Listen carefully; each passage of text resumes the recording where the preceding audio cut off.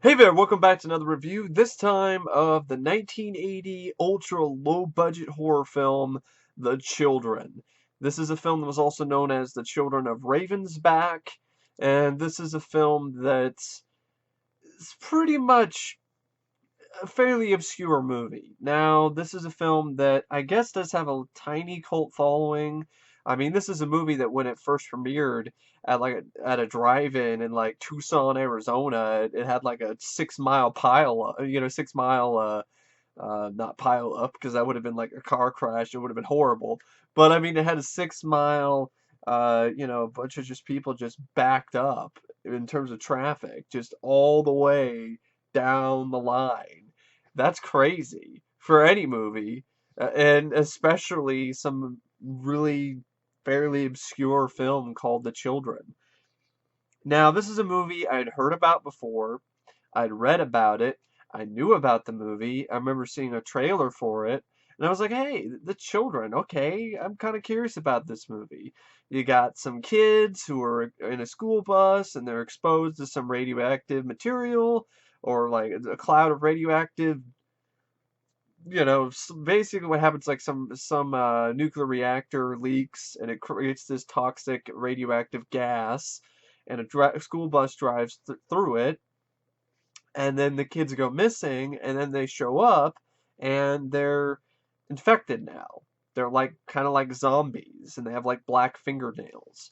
And what pretty much got me interested in the film was, for one, the concept. For back then, for 1980, that's a pretty ballsy concept for a movie. It's still a ballsy concept. Uh, Putting the whole spin, kind of Night of the Living Dead sort of spin, and Night of the Living Dead also was ahead of its time, even before The Children. With the stuff with kids being zombies. But here, there's only kids who are the zombies. No one else is zombies. No one else gets infected. It's just the kids, which really makes the film unique in a lot of ways. There aren't that many horror films other than films like, Children of the Damned or Village of the Damned or, The Devil Times Five or, stuff like that or this movie or even more recently a film called Cooties, which I gotta admit I definitely did like more than this. But these are films where you have children who are the basis of horror, so to speak, the basis of the terror that's going on. And I've always been sort of drawn to that because of how unique it is. And also, I like it when a horror film shows that it doesn't have any boundaries when it comes to this. But I only like it though when it's done tastefully. And this is definitely an example of that. This is not a Serbian film type shit, where they cross the line and then cross it again and then draw another line and cross it. And it's not like that. So so yeah, that's what drew me to it anyway. The idea of these radioactive kid zombies who, when they hug you, you die. I mean, I thought that was might be kind of a fun concept. And for the most part, it's a fun, okay little movie. I pretty much I got what I expected out of it. I thought it was just going to be average, and that's pretty much what it was.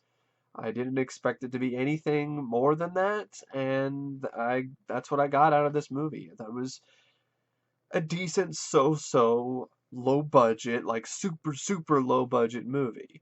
Um I think it could have been more, and that's why I wouldn't mind a remake maybe from like an independent company where you can do more with the concept and have, more stuff with the effects, more stuff for the children to do and things like that, and a better cast of, more capable actors. Um, but that being said, for what they had to work with, which was probably pennies on the dollar, uh, it could be a lot worse. You could have shit like Cannibal Terror. This is definitely not Cannibal Terror bad. It has a certain charm to it that I appreciated.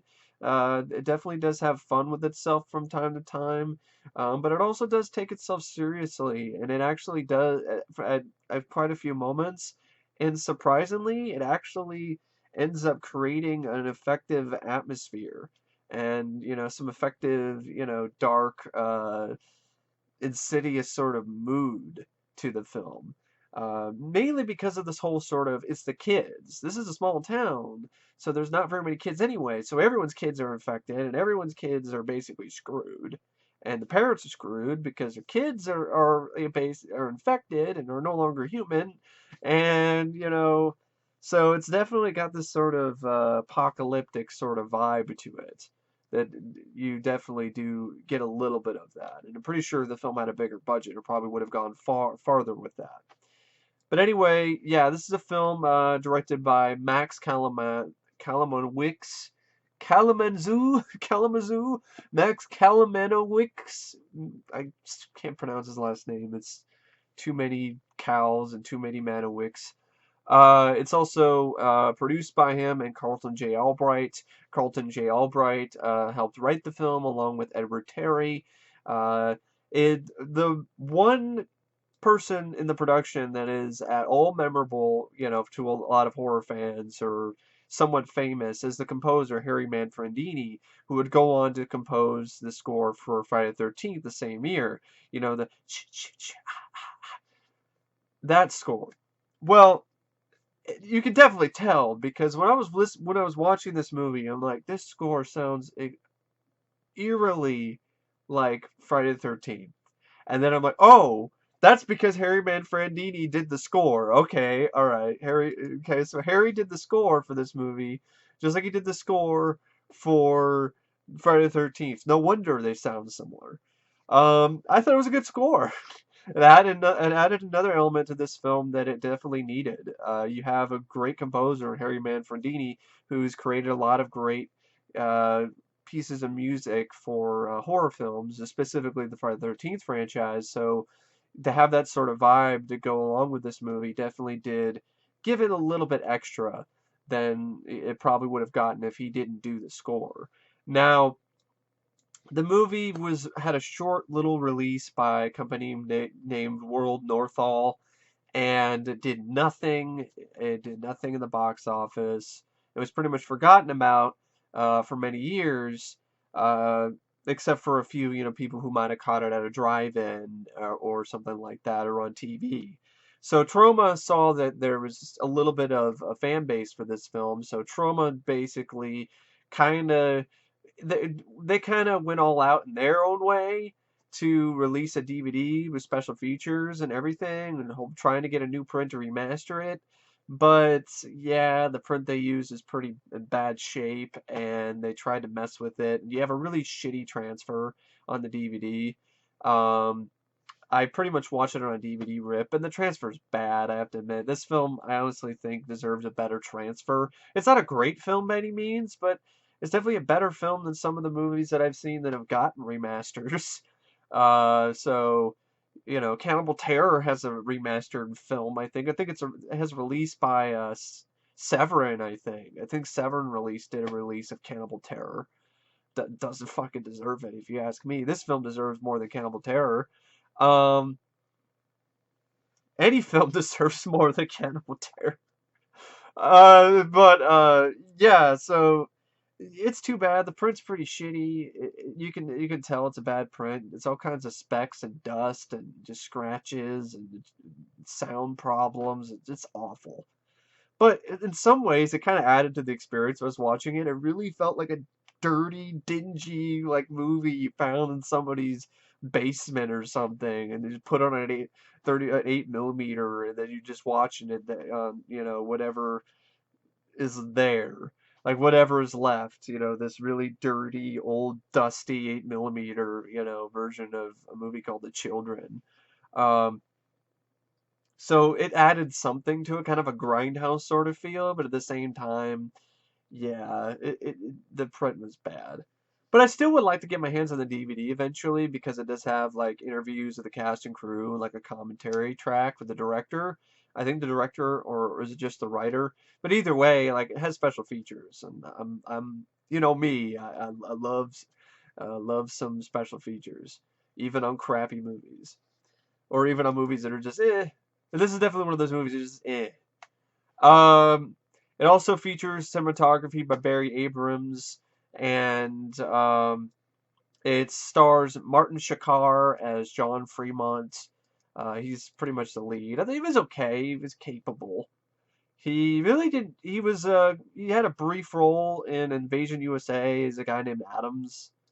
He didn't really have much of a career. I can see why. He's not what you call a master thespian or anything, but he was okay. Gil Rodgers plays Sheriff Billy Hart. I liked him when he wasn't. There were times, just like every actor in this, they're good when they're not asked to do too much, but when they're given too much dialogue and they're asked to actually act, it gets kind of creaky. It gets kind of bad. But when they're just hey, just act natural, they're fine. When they need to act and have any sort of emotion, it's a problem. Uh, but I, it could be worse. At least they can act naturally. There are plenty of films that I've seen where the actors can't even do that. It's like, don't even act, and they can't even do that. Gale Garnett plays John's wife, Kathy. She's there, not really, but she has sort of a personality at times that I like. She's pregnant. She's like multiple months pregnant.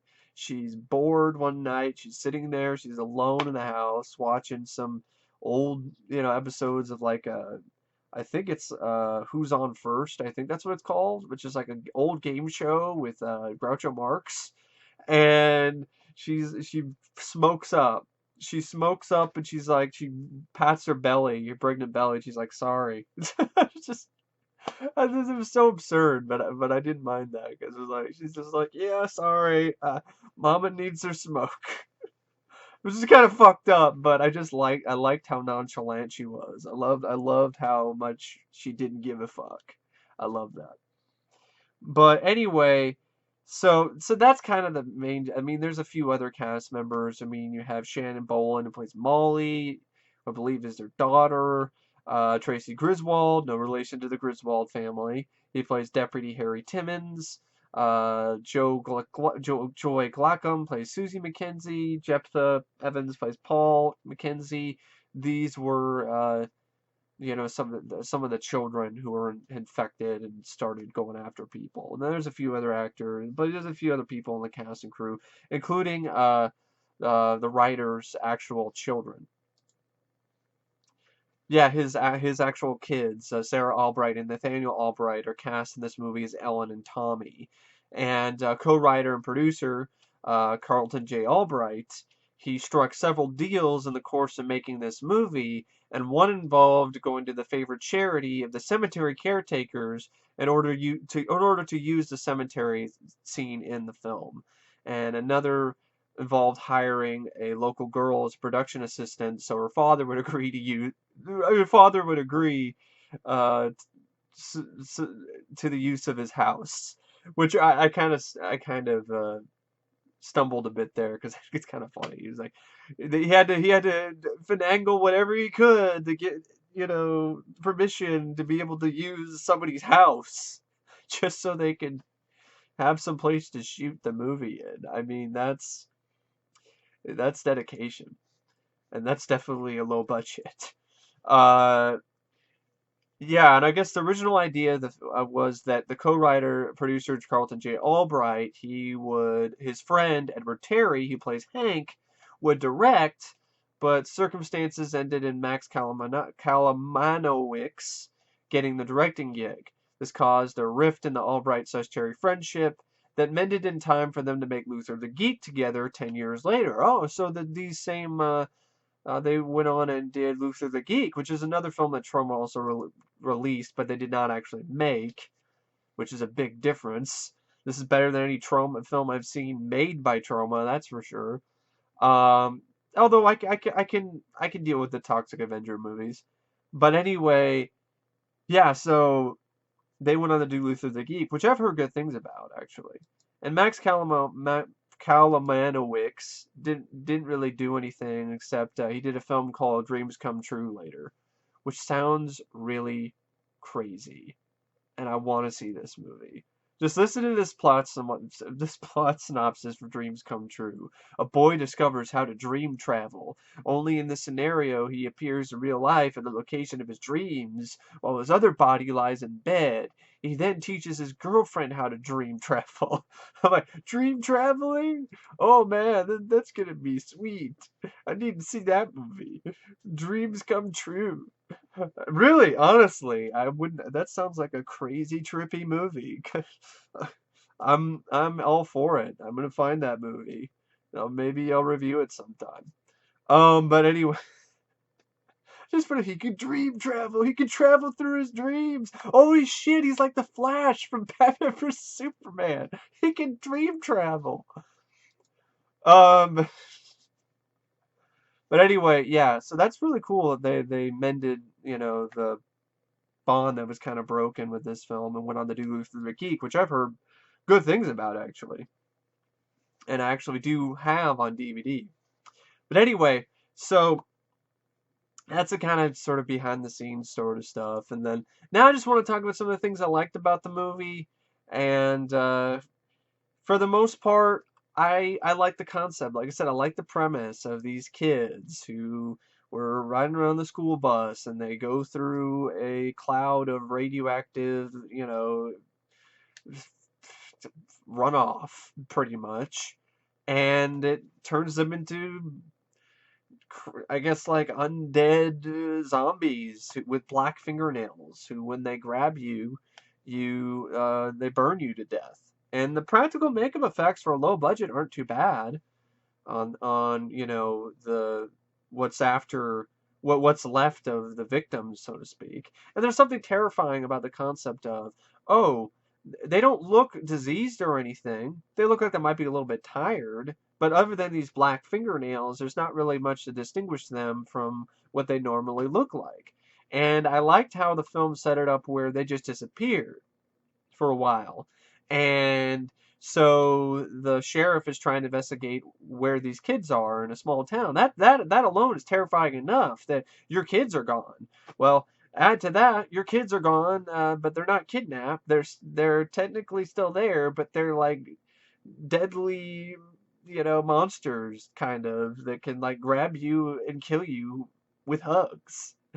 That's kind of scary. It's kind of silly, but also kind of scary.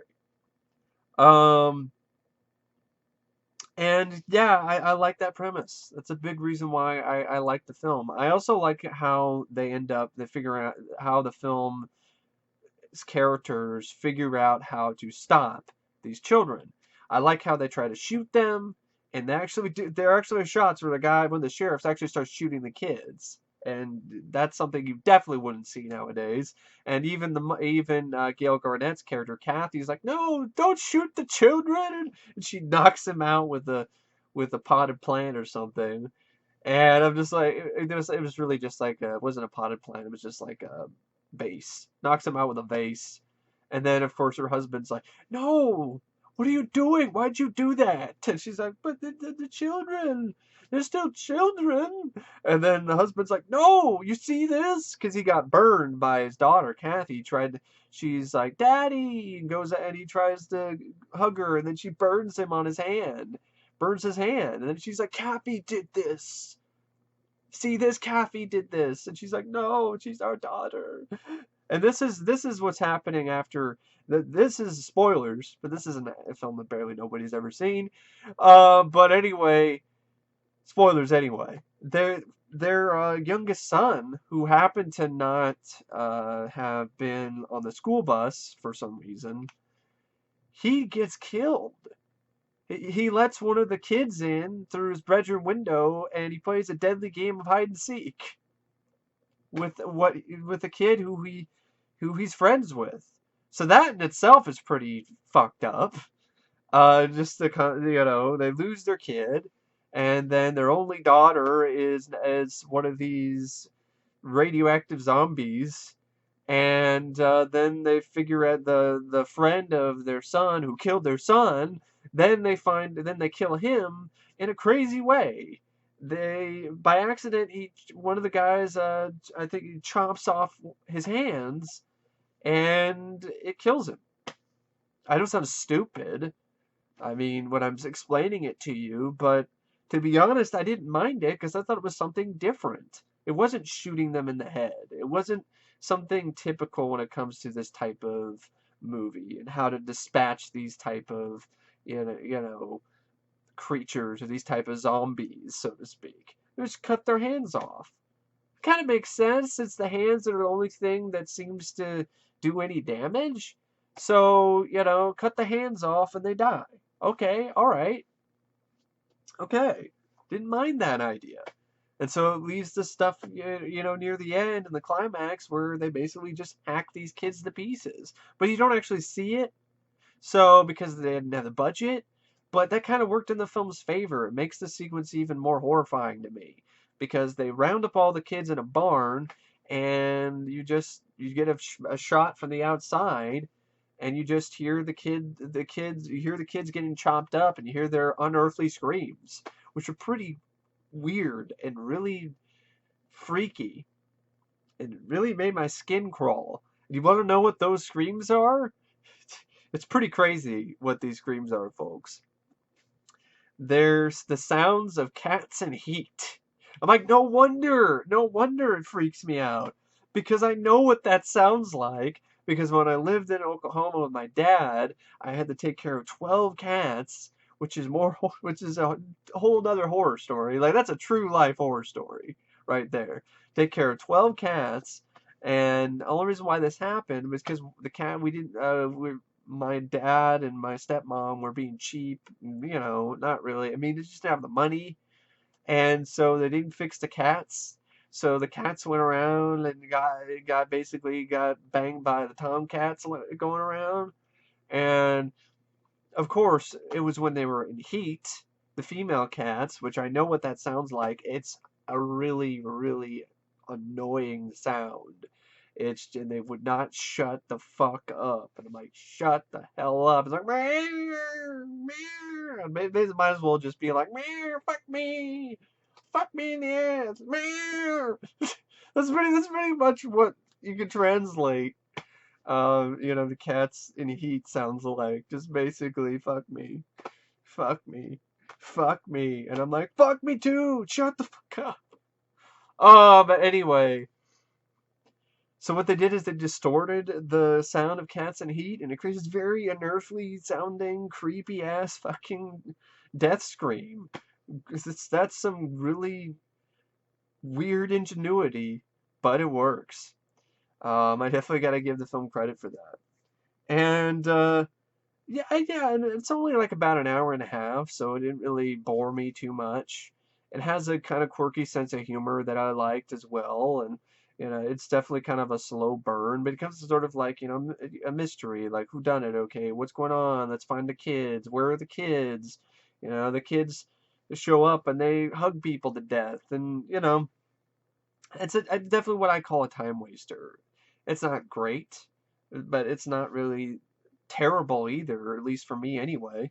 I would have preferred it not to have a cliched shock ending, but back in 1980, that wasn't a common sort of thing, even though Alien Dead did it, Friday the 13th did it, Carrie did it first, and then, Psycho technically kind of did it first, but anyway, there were other films that did twist endings before Carrie did.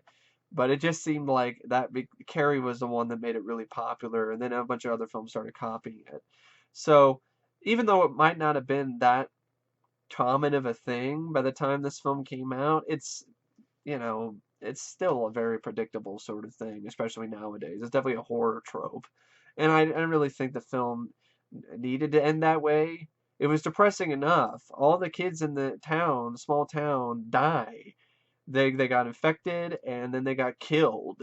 One of the characters I like too, the sheriff, he dies, and then you're left with the Kathy and our main character, her husband John, and their kids are dead. And the only hope is that okay, they're gonna have a kid, and she has her baby, pretty soon after the horrific events.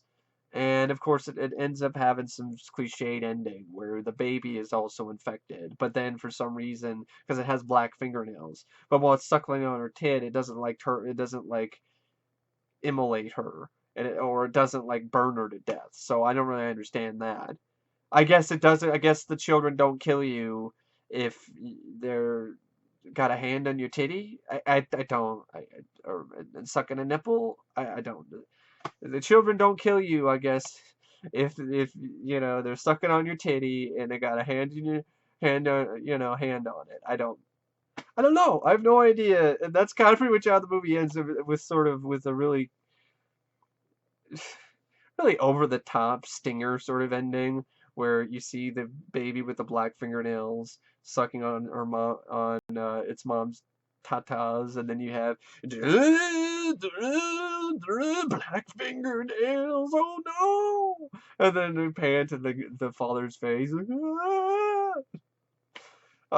so yeah.